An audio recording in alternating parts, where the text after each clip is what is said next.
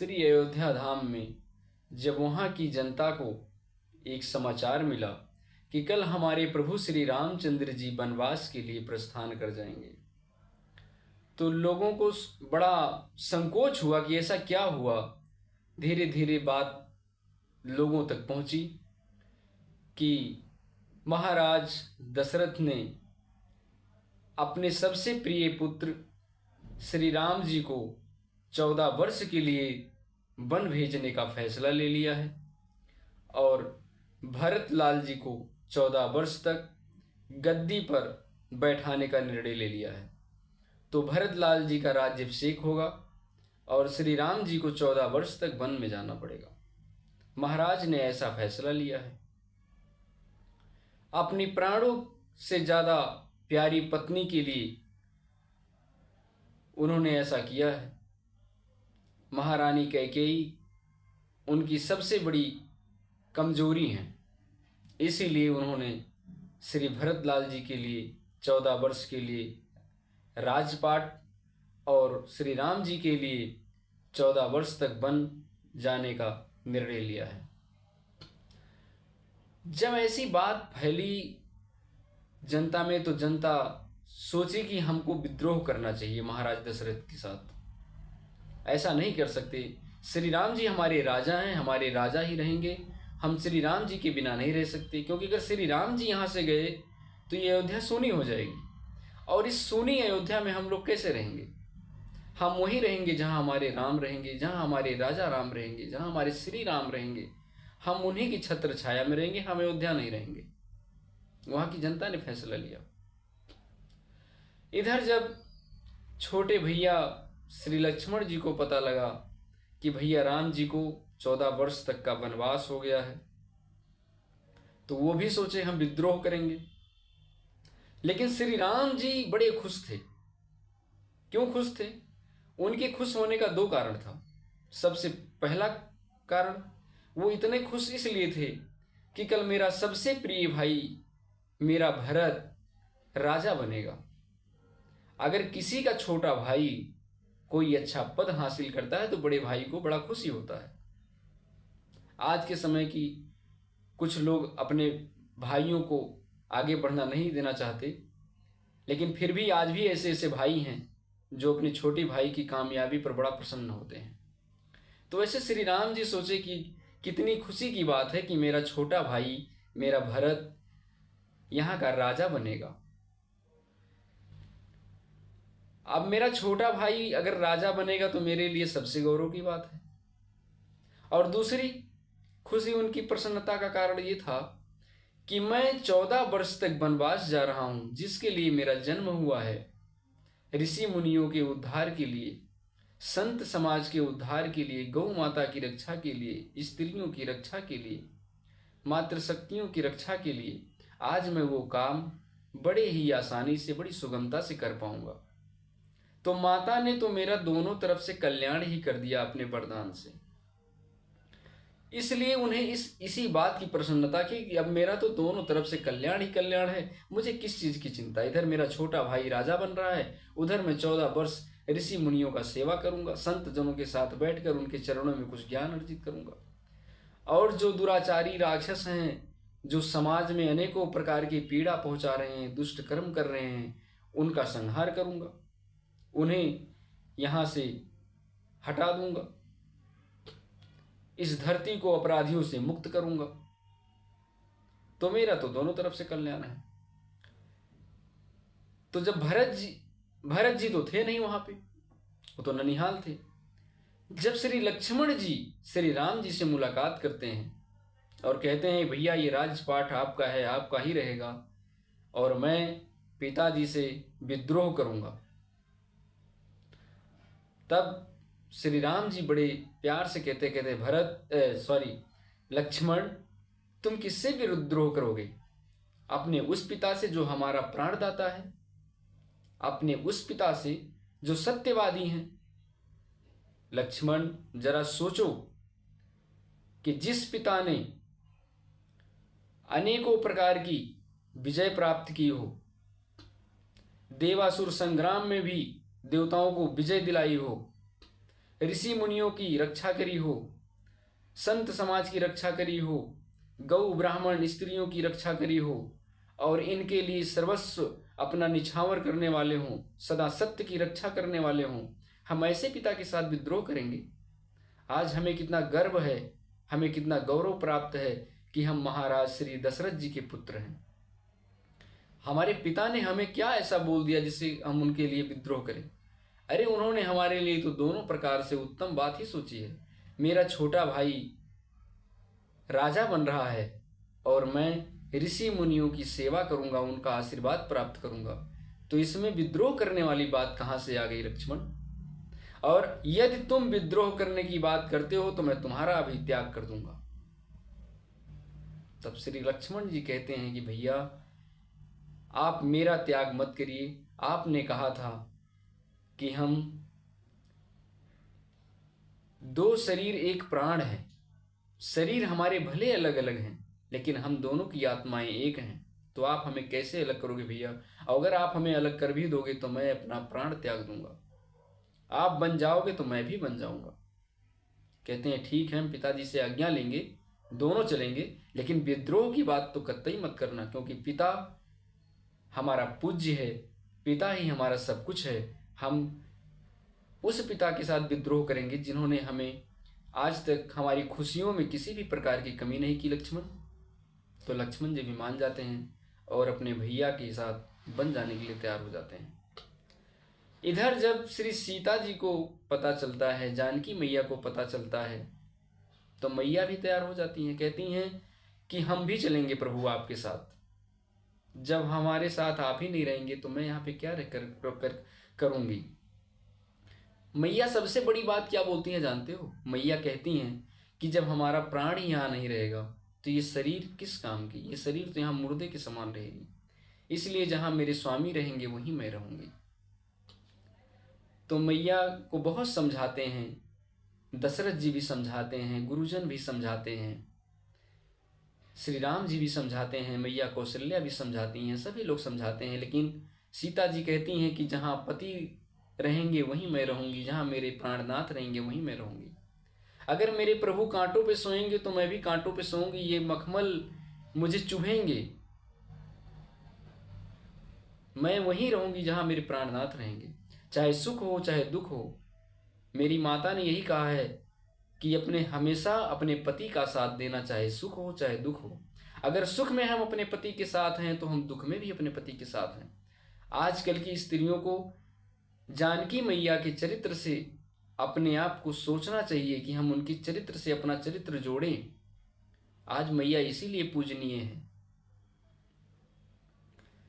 कि मैया ने हमेशा अपने मायके और अपने ससुराल की दोनों का गौरव बढ़ाया है। इधर जब श्री लक्ष्मण जी जाने लगते हैं तो उर्मिला जी कहती हैं श्री लक्ष्मण जी की पत्नी कि प्राणनाथ मैं भी चलूंगी आपके साथ। तब श्री लक्ष्मण जी बड़े प्रेम से समझाते हैं, कहते हैं उर्मिले तुम यहाँ रहो, मैया का सेवा करो। कौशल्या मैया को ये ना पता हो, उन्हें ये ना आभास हो कि मेरी पुत्रवधू यहाँ नहीं है, तुम उन्हें हर प्रकार का सुख दो, नहीं तो मैया किसके सहारे जिएंगी। उर्मिला कहती हैं कि जब आप थक हार के कुटिया में वापिस आएंगे तो कम से कम मैं भी सेवा कर लूँगी आपकी। देखो जीजी भी तो जा रही हैं, दीदी भी ने तो यही कहा है कि अगर प्रभु संकट में रहेंगे तो मैं भी संकट झेलूंगी। मैं ही खुशी यहाँ क्या करूँगी, यहाँ की खुशियों में यहाँ कौन सी खुशी है, यहाँ की खुशियाँ भी मुझे चुभेंगी। तब लक्ष्मण जी कहते हैं उर्मिले तुम चिंता मत करो, तुम हमेशा हमारे प्राणों में रहोगी, और मैं तुमसे एक चीज मांगता हूं कि जब मैं यहां से निकलूं तो तुम रोना मत। जानती हो क्यों? क्योंकि जब तुम रोओगी तो मुझे तकलीफ होगी। जब मैं यहां से निकलूं तो तुम्हारी आंखों में आंसू नहीं होने चाहिए, तुम मुस्कुराती हुई निकलोगी, ताकि मैं तुम्हारी ये मुस्कुराता हुआ चेहरा अपने हृदय में इस छवि को विराजमान कर सकूं, इसे अपने हृदय में बैठा सकूं, और इसी छवि के सहारे मैं 14 वर्ष तक वनवास काटूं। जानती हो उर्मिले मैया ने, सुमित्रा मैया ने क्या कहा है? मैया ने ये कहा है कि लक्ष्मण, अपनी भैया और भाभी की बहुत प्रेम पूर्वक सेवा करना, किसी भी प्रकार की उनको कष्ट ना होने पाए। भैया के खाने के बाद खाना, जंगल से लकड़ियां लाना, और अगर साथ में भी खाना बैठना, दोनों भोजन करना। तो जब भैया आराम करे तो उनके चरण दबाना, और जब दोनों लोग सो जाएं तो तुम बैठकर पहरा देना। तो जब मुझे मैया ने इतना सारा काम बता दिया है कि भैया का चरण दबाना है, भैया का सेवा करना है, जंगल से लकड़ियां लाना है, तो मुझे थकने का समय कहाँ मिला उर्मिले। और दूसरी बात, मैया ने कहा है जब प्रभु सो जाएं तब तुम पहरा देना, तो मुझे कुटिया में आने का समय कहाँ मिलेगा उर्मिले। इसीलिए तुम मैया का सेवा करो और मैं भैया भाभी की सेवा करता हूँ। इधर जब भरत जी आते हैं ननिहाल से, उन्हें सब कुछ पता लगता है। तो जब कुटिया में वो अपनी नंदी ग्राम में कुटिया बनाकर रहते हैं, जब वहाँ से श्री राम जी को मनाने जाते हैं, वहाँ नहीं मानते हैं, चित्रकूट से वापिस आते हैं। तब यहाँ एक और देखिए कितना कठिन समय है कि उधर तो भैया आए नहीं, भरत जी बड़ी आस लेके गए थे। और जब भैया आए भरत जी, तो इनसे मिलने मांडवी माता आती हैं, भरत जी की पत्नी। कहती हैं प्राणनाथ, मैं भी आपकी सेवा करना चाहती हूँ। जैसे देखो सब अपना अपना फर्ज निभा रहे हैं, मैं भी अपना फर्ज निभाना चाहती हूँ। उर्मिला बहन ने लक्ष्मण जी की बात मान के देखो यहाँ रुकी हुई हैं, और बड़ी दीदी सीता जी बड़े भैया के साथ गईं। मुझे भी सेवा का अवसर दे प्राणनाथ। तब भरत जी बड़े अच्छी बात बताते हैं, बहुत ही अच्छी बात बताते हैं भरत जी कहते हैं, मांडवी, अगर तुम सच में मुझसे प्रेम करती हो, सच में तुम मुझे बहुत ज़्यादा मानती हो, और ये सोचती हो कि मुझे आपकी सेवा करनी चाहिए, तो मेरी सबसे बड़ी सेवा है कि तुम माता कौशल्या को किसी प्रकार का दुख ना होने दो, उन्हें हर प्रकार का सुख पहुंचाने का कोशिश करो, जितना हो सके उतना सेवा करो। ये समझ लो कि तुम मेरा ही सेवा कर रही हो। मैं हमेशा तुम्हें अपने पास पाऊंगा और तुम हमें अपने पास पाओगी। इस समय हम दोनों का एक ही कर्तव्य है कि मैया को किसी प्रकार का कष्ट ना होने पाए। मैं यहाँ का राज्यभार देखता हूँ और तुम वहाँ का देखो, तुम मैया को देखो, वहाँ जो भी लोग हैं उनका सेवा करो। अगर मैया को किसी प्रकार का कष्ट हुआ तो समझ लो कि हम दोनों लोग अपना कर्तव्य निभा नहीं पाए। इसीलिए हे मांडवी, हे प्राण प्रिय, तुम मेरा सिर्फ एक ही काम करो, अगर मेरा कल्याण चाहती हो तो तुम मैया का सेवा करो। और यही कह के उनको वापिस भेज देते हैं। इधर छोटे भैया शत्रुघ्न लाल जी कहते हैं कि भैया सबने अपने अपना कर्तव्य निभाना चालू कर दिया, लेकिन मुझे कुछ नहीं मिला, मैं भी चाहता हूं कि आपके साथ रहूं भरत जी से। भरत जी कहते हैं कि जब तुम्हारे बड़े बड़े भाई संघर्ष कर रहे हैं, संकटों से निपटने का कोई न कोई प्रयास कर रहे हैं, और हम लोग निरंतर कोशिश कर रहे हैं कि किसी प्रकार से 14 वर्ष अपना पूरा हो जाए, भैया वापिस आ जाए, तो तुम्हें किस प्रकार का चिंता है? तुम क्यों ऐसा कुछ करोगे? तुम छोटे हो। लेकिन शत्रुघ्न जी कहते हैं नहीं भैया, मुझे कुछ ना कुछ करना पड़ेगा, मैं भी कुछ करूंगा, आखिर मैं भी तो इस घराने का वंश, इस वंश का मैं भी तो पुत्र हूँ, मेरा भी तो कुछ दायित्व है कि जहाँ मेरे बड़े बड़े भाई अपना इस प्रकार से कुछ ना कुछ कर रहे हैं, तो मैं अगर कुछ नहीं करूंगा तो बताइए मैं कैसे जीवित रह पाऊंगा? मुझे भी कुछ करना चाहिए।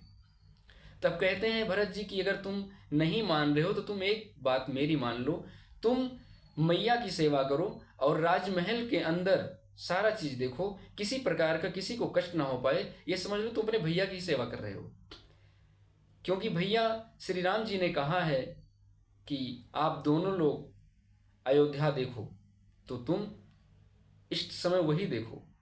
तो देखिए, अगर अपने घर को अयोध्या बनाना है, श्री राम जी के चरित्र से अपना चरित्र जोड़ना है, तो इन सब की तरह प्रेम से रहना होगा और संकट की घड़ी में कभी घबराना नहीं। संकट आते हैं जाते हैं, सुख तो बहुत छोटी सी बात है, कभी आती है, लेकिन दुख हमारे जीवन में निरंतर रहता है। तो अगर हमें अपने जीवन में ये चाहिए कि हम सुखी रहें, अच्छे से रहें, तो हमें श्री राम जी के परिवार से अपना चरित्र जोड़ना चाहिए। श्री राम जी के चरित्र से अपना चरित्र जोड़ना चाहिए कि संकट की घड़ी में भी हम आपस में भाई भाई कभी भटके ना, एक दूसरे पर आरोप ना लगाएं कि तुम क्या कर रहे हो, तुम क्या नहीं कर रहे हो। अपना अपना कर्तव्य समझकर सभी लोग डट जाएं। एक ना एक दिन तो दुख की घड़ी हटेगी हटेगी।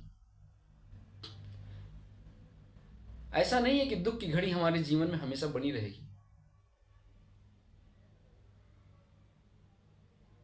14 वर्ष बीता, पुनः फिर श्री राम जी अयोध्या आए, राज्याभिषेक हुआ, फिर खुशी का माहौल हुआ। फिर कुछ समय के बाद कुछ लोगों ने मैया के ऊपर आरोप लगाए, मैया फिर वन को गईं।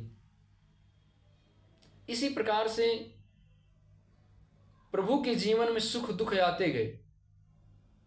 मनुष्य रूप में जन्म लेने का मतलब प्रभु ने सबको यही समझाया कि मर्यादा के अनुसार ही इंसान को रहना चाहिए। जीवन में सुख दुख आते रहते हैं। सुख आए तो हम बड़े आसानी से खुशी मनाएं, दुख आए तो हम घबरा जाएं, आपस में अपने परिवार का साथ छोड़ दें। कभी भी दुख की घड़ी में अपने परिवार का साथ नहीं छोड़ना चाहिए। देखो, अगर हमारे चरित्र अच्छे हैं, हमारी मनोदशा अच्छी है, हम अच्छे कर्म करेंगे, लोगों का सेवा करेंगे, भजन करेंगे, भक्ति करेंगे, किसी का अवहेलना नहीं करेंगे, किसी गरीब दुखिया का मजाक नहीं उड़ाएंगे, तब हमारा चरित्र राम जी के चरित्र से जुड़ेगा और हमारा घर अयोध्या कहलाएगा। ये चरित्र साफ रहे तो ये शरीर ही अयोध्या है और इसके अंदर जो आत्मा है वही श्री राम की आत्मा है। और अगर चरित्र नहीं सही है, मन निर्विकार नहीं है, मन शुद्ध नहीं है, तो ये शरीर ही हमारा लंका है। इस शरीर की जो आत्मा है, इसके अंदर जो आत्मा है वही रावण है। जहां अच्छाई है, जहां प्रेम है, जहां एक दूसरे के प्रति सम्मान है, जहां पे भाई भाई का सम्मान है, पिता का सम्मान है, देवरानी जेठानी का सम्मान है, पिता पुत्र का सम्मान है, चाचा भतीजे का सम्मान है, गरीब दुखियों का सम्मान है, किसी के प्रति भेदभाव नहीं है, वही तो अयोध्या है। और जहां लालची लोग रहते हों, दुष्ट लोग रहते हों, एक दूसरे के प्रति ईर्ष्या रखने वाले लोग रहते हों, जलन रखने वाले लोग रहते हों, द्वेष रखने वाले लोग रहते हों, किसी की स्त्री की तरफ गलत नजर रखने वाले लोग रहते हों, किसी बहन बेटी को अपनी बहन बेटी की तरह ना मानने वाले लोग रहते हों, दूसरों पर अत्याचार करने वाले लोग रहते हों, अहिंसा करने वाले लोग रहते हों, छोटे बड़े जीवों को मारकर खाने वाले लोग रहते हों, दुराचारी लोग रहते हों, भ्रष्टाचारी लोग रहते हों, वही तो रावण का है, वही लंका है। और उसी लंका रूपी नगरी में उस रावण की आत्मा बसती है। इसीलिए अपने शरीर को लंका नहीं अयोध्या बनाएं और इस शरीर में रावण रूपी आत्मा नहीं श्री राम जी जैसी आत्मा का प्रवेश कराएं। क्योंकि जब हमारे अंदर रावण घुसेगा तब हमारा सर्वनाश होगा, और जब हमारे अंदर प्रभु श्री राम जी की छवि बैठेगी, प्रभु श्री राम जी के चरित्र से हमारा चरित्र जुड़ेगा, तब हमारे आत्मा की शुद्धि होगी और हमें प्रभु की भक्ति में आनंद मिलेगा। देखो, इंसान जो सोचता है वही होता है। अगर अपना मन भटकाओगे गलत तरीकों से, गलत चीज में, तो आपका परिणाम भी गलत होगा। और जब आप अपना मन सेवा में, सद्भाव में, एक दूसरे के दुख सुख में बढ़ाओगे अपना हाथ, एक दुख सुख, अपना दुख सुख समझोगे दूसरे का, किसी का अवहेलना नहीं करोगे, किसी का मजाक नहीं उड़ाओगे, तभी अपना कल्याण होगा। जय जय श्री सीताराम।